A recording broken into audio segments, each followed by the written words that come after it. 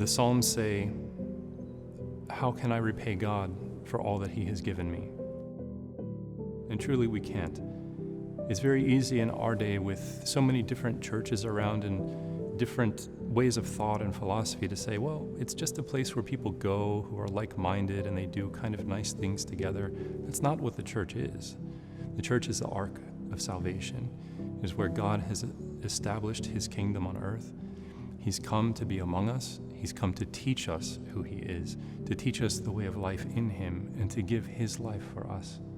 Our parish is located in the suburbs.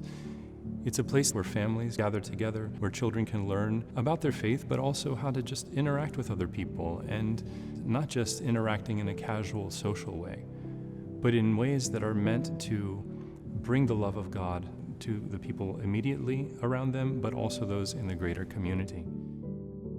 The Ministry Center will give a chance for all ages to have a place where they belong. As GOY advisor for a number of years, a catechism substitute teacher, and young adult ministry leadership positions throughout the years, I see firsthand how we need increased space to offer not only more programs, but enhance the quality of the ones that we currently offer.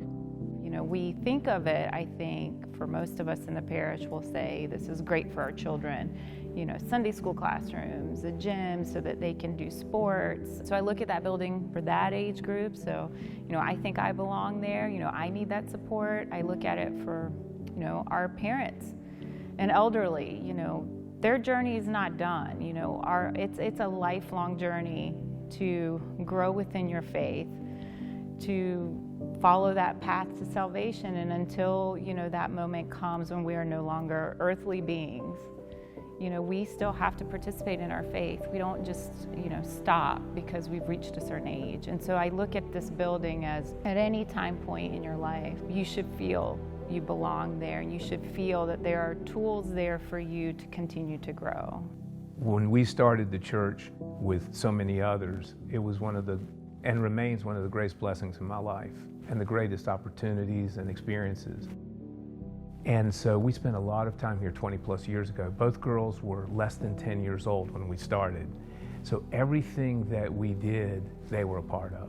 And so it was a really nice opportunity for them to see that you don't just walk into something, you actually have to create a lot of things. And that's really been a big part of their lives. When I got out of the Navy, I was looking for a job, and I had only $1,000 to my name. And I remember way back, people from my village started a foundation. And I was one of the first, if not the very first person that gave $300 to that organization. And my belief in giving back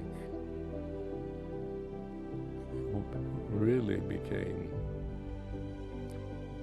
part of me from then on, because it came back to me 1,000-fold. In the book of Acts, we see how Christians, the first Christians, treated their material assets.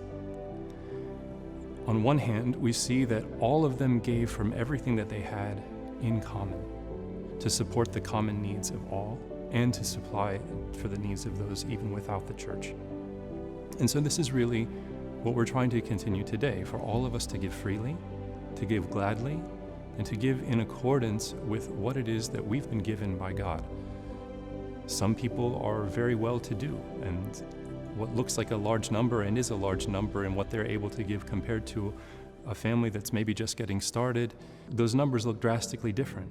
But in God's eyes, the smaller number may actually be larger, because we give not out of our abundance, but we give in a way that we feel. We give sacrificially, for this is how God has given to us.